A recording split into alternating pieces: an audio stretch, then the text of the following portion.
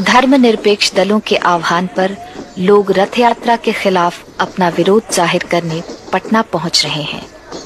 43 साल के आजादी के बाद में भी महंगाई आज आसमान को छू रही है। बेकारी आज करोड़ों नवयुवकों की है। भूखमरी और गरीबी, आधे से अधिक लोग आज भी उस लक्ष्मण रेखा के नीचे हैं। यहां पर निरक्षरता, बीमारी चारों तरफ फैली हुई है।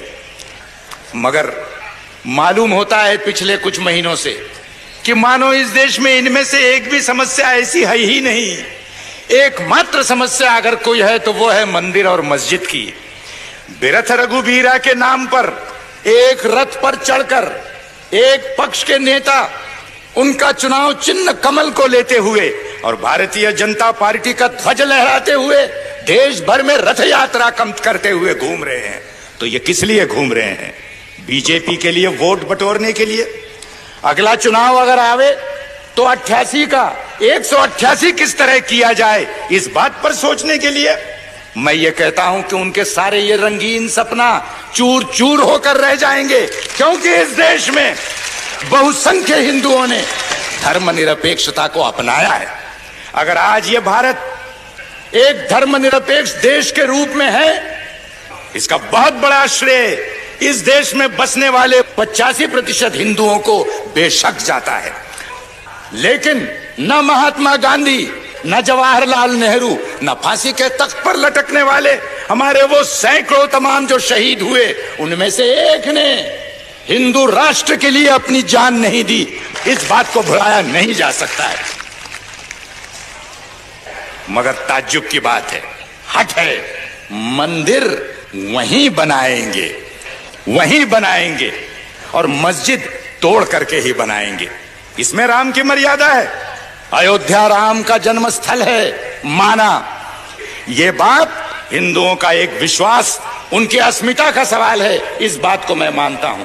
पर मैं ये कहता हूं कि मुझे कोई कह दे, अडवाणी जी या कोई और, कि अयोध्या का वो कौन सा चप्पा जमीन है कि जो राम की याद से पवित्र नहीं, ये मुझको वो कह दे।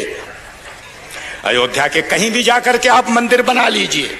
हम में से हर किसी ने 1000 बार इस बात को मंजूर किया कि मंदिर आप बनाएं, बेशक अयोध्या में बनाएं, बेशक भव्य बनाएं, मगर ये हट न करे कि मस्जिद टूटने पर ही वो मंदिर बनेगा। ये हट न करे। हम में से कोई लाल झंडे मानने वाले हो या कोई और भी हो, हम सब धर्मों की श्रद्धा करते हैं। एक धर्म की अस्मिता और अहंकार के नाम पर दूसरे धर्म की अस्मिता और आस्था आप तोड़ नहीं सकते। इस बात को ध्यान में रखिए। दोस्तों, हिंदू धर्म में सहिष्णुता है, असहिष्णुता भी है, मानवता भी है और जात पात की व्यवस्था भी है।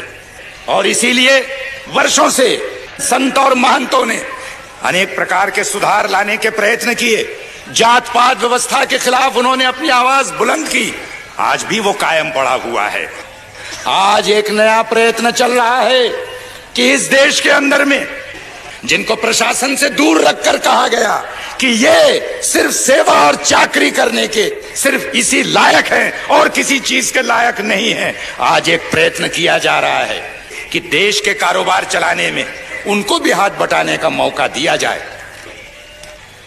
लेकिन वही ताकतें जो हिंदू धर्म के अंदर कठमुल्लापन कायम रखना चाहते हैं, झंडा लहराकर मस्जिदें गिराना चाहते हैं, वही लोग इस देश के अंदर में वर्णाश्रम और जात पात के नाम पर भी जो है तो आज कस्में खा रहे हैं और उसके प्रयत्न कर रहे हैं।